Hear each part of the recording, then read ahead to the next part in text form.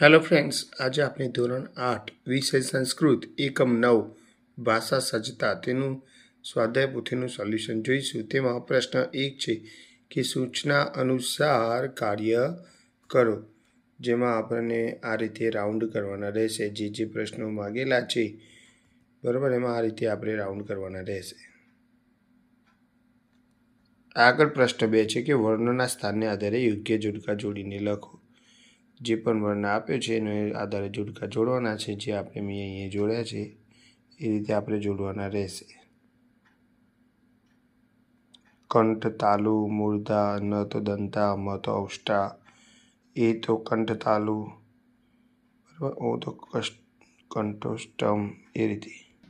ત્યાર પછી આવો એક કોષ્ટક આપેલું છે આપણને ઉદાહરણ 3માં।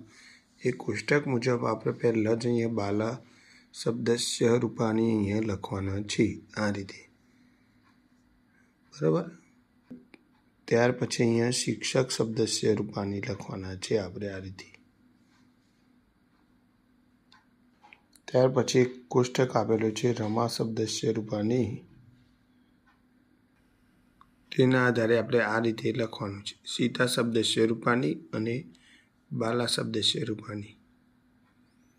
બાલા શબ્દસ્ય ફરતીને આવ્યું છે પણ આપણે ફરતીને લખવાનું જ છે। ત્યાર પછી એક આપે છે જ્ઞાન શબ્દસ્ય રૂપાની, તેના આધારે આપણે પુષ્પ શબ્દસ્ય રૂપાની આ રીતે લખવાનું છે, બરાબર।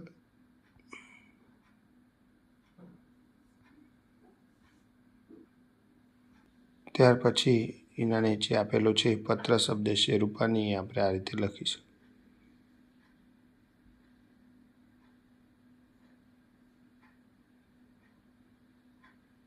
ત્યાર પછી પ્રશ્ન 4 આપેલો છે કે ઉદાહરણ મુજબ વાક્ય રચના કરો। તેમાં પહેલો જવાબ આ રીતે લખવાનો છે, આ છે બીજાનો જવાબ અને આ છે ત્રીજાનો જવાબ,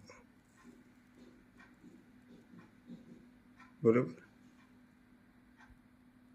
ત્યાર પછી પ્રશ્ન 5 જ આપેલો છે એ રીતે જ ઉદાહરણ મુજબ વાક્ય રચના કરો। એમાં પહેલું આ રીતે કરવાનું છે આપણે।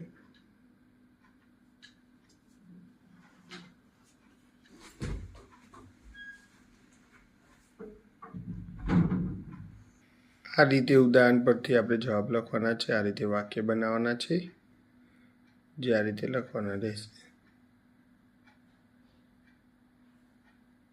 ત્યાર મુજબ પ્રશ્ન 6 આપેલા છે ઉદાહરણ મુજબ વાક્ય રચના કરો। એમાં પણ આપણે આ રીતે લખીશું।